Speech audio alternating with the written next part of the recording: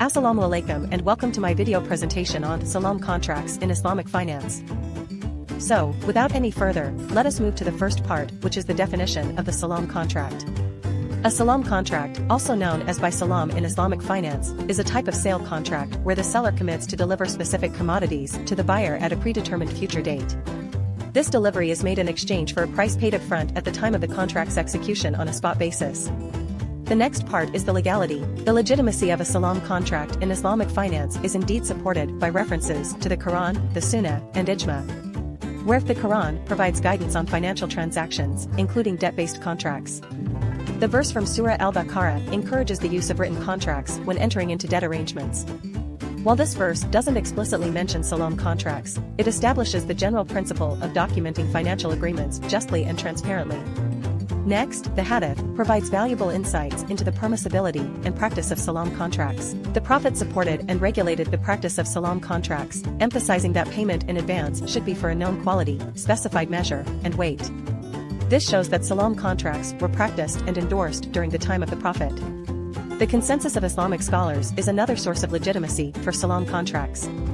Scholars have generally agreed that Salam contracts are permitted, especially when they serve the purpose of supporting farmers who need funds to cultivate their lands and provide for their families until the harvest. The exemption of Salam contracts from the prohibition of selling non-existent goods is based on the fact that Salam contracts involve real, physical goods that will be delivered at a future date.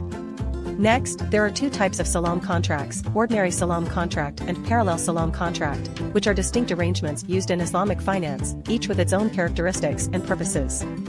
Here's a brief overview of each type. In an ordinary Salam contract, the transaction is relatively straightforward and involves only two key parties, the buyer, Musalim, and the seller, Musalim alay.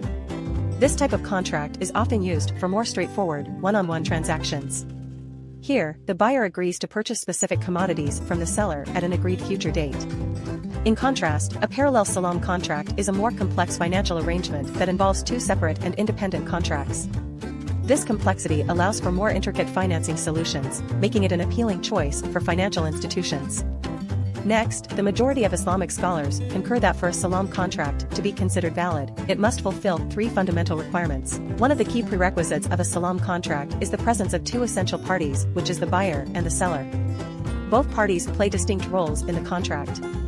The buyer agrees to acquire specific commodities through the Salam contract, while the seller commits to delivering those commodities at a predetermined future date. Secondly, the subject matter of the Salam contract involves two essential components, Ras al-Mal, which refers to the price, and Musalim fi, which signifies the actual commodity to be delivered. These components must be clearly defined and specified within the contract. The price is typically paid in full at the time of contract execution, while the specific commodity to be delivered is agreed upon, including its quantity and quality. Thirdly, the form of the contract, saya, including offer and acceptance ***:*. Both parties should make clear and unambiguous offers and acceptances to enter into the contract. This ensures that there is mutual consent and understanding between the buyer and the seller regarding the terms and conditions of the Salam agreement. Furthermore, Salam contracts come with specific conditions to ensure their compliance with Islamic principles. These conditions can be categorized into three key areas: price, the purchased commodity, and delivery terms. Firstly, with regard to the price, Salam contracts require a clearly defined and non-negotiable price. The buyer is obligated to pay the full price at the contract's inception to prevent any future disputes. Conversely, the seller must take complete possession of the price before departing to maintain the integrity of the transaction. Secondly, conditions related to the purchased commodity necessitate a precise definition of the commodity's quality and quantity within the contract.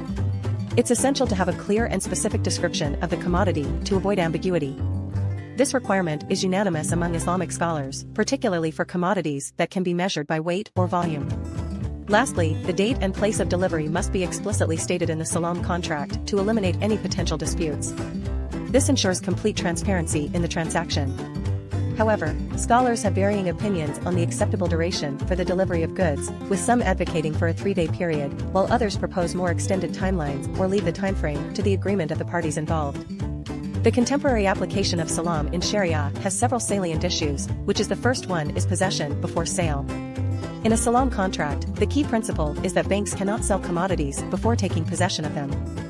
This requirement aligns with the Islamic prohibition on selling something that one does not possess, as it could lead to uncertainty and speculative practices.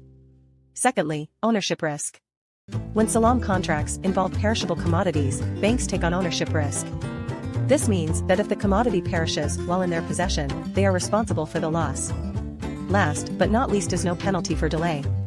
Another significant principle in Salam contracts is that banks are not allowed to impose punitive conditions on customers in case of a delay in delivering the subject matter. Since the commodity in a Salam contract is considered a debt, Islamic finance principles prohibit charging additional amounts or penalties to the customer if there is a delay in the delivery of the goods. That's all for my presentation. Thank you for your attention.